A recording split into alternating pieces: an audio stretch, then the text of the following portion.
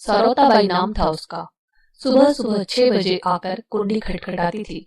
तब से उसका जो दिन शुरू होता कि 6 घर निपटाते शाम के 6 बजते।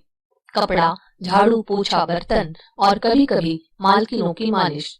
बात कम ही करती थी। पता चला कि उसका पति शराब पी पी कर मर गया कुछ साल पहले। पास ही के एक टोला में छोटी सी कोठरिया लेकर रहती थी 10 रुपया किराए पर। एक बेटा था बसुआ, उसे पढ़ा रही थी। उसका पूरा जीवन बसुआ के इर्द गिर्द ही घूमता। वो उसे बड़ा आदमी बनाना चाहती थी। हमें 7:30 बजे दफ्तर के लिए निकलना होता था। कई बार उससे कहा कि 5:30 बजे आ जाया कर, तो हमारे निकलते तक सब काम निपट जाएंगे, मगर वो 6 बजे के पहले कभी न आ पाती। उसे 5 बजे बसुआ को उठाकर चाय नाश्ता देना होता था। फिर उसके लिए दोपहर का भोजन बनाकर घर से निकलती, ताकि जब वो 12 बजे स्कूल से लौटे तो खाना खा ले। फिर रात में तो गरम गरम सामने बैठाल कर ही खाना खिलाती थी। बरसात को छोड़ हर मौसम में कोशिश करके कोठरी के बाहर ही पर्ची में सोती थी, ताकि बसुआ को देर तक पढ़ने और सोने में परेशानी ना हो। समय बीतता गया, बसुआ पढ़ता गया। सरौताबाई घूम घूम कर काम करती रही। एक दिन गुजिया लेकर आई कि बसुआ का कॉलेज में दाखिला हो गया है। बसुआ को स्कॉलरशिप भी मिल गई है। कॉलेज तो दूर था ही, सो स्कॉलरशिप के पैसे से फीस व किताब के इंतजाम के बाद जो बच रहा, उसमें कुछ घरों से एडवांस बटोर कर उसके लिए साइकिल लेकर दे दी। पहले दिन बसुआ अपनी माँ को छोड़ने आया था साइकिल पर बैठाकर। सरौताबाई कैरियर पर ऐसे बैठकर आई मानो कोई राजरानी मर्सिडीज कार से आ रही हो। उसके चेहरे के भाव देखते ही बनते थे। बहुत खुश थी उस दिन वो। बसुआ की प्रतिभा से वो फूली न समाती।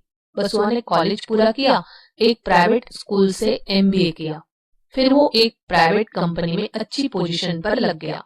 हर मौकों पर सरौताबाई खुश होती रही। उसकी तपस्या का फल उसे मिल रहा था। उसने अभी अपने काम नहीं छोड़े थे। MBA की पढ़ाई के दौरान लिया कर्जा अभी बसुआ चुका रहा था शायद। सो सरौताबाई काम करती रही। उम्र के साथ साथ उसे खांसी की बीमारी भी लग गई। रात रात भर खांसती रहती। बसुआ की दोस्ती उसके साथ पढ़ रही एक लड़की से हो गई और दोनों ने जल्दी ही शादी करने का फैसला भी कर लिया। सरौताबाई भी बहुरिया आने की तैयारी में लग गई। एक दिन सरौताबाई 5:30 बजे ही आ गई। आज वो उदास दिख रही थी। आज पहली बार उसकी आंखों में आंसू थे।